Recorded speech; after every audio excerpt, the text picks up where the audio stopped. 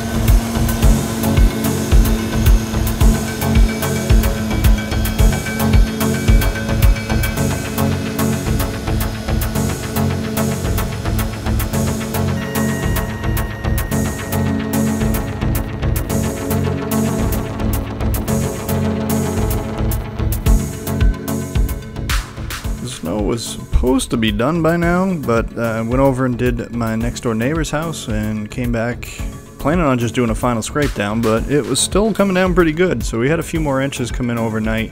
So I decided to leave it the way it was, and then we'll pick back up in the morning and give it that final cleanup.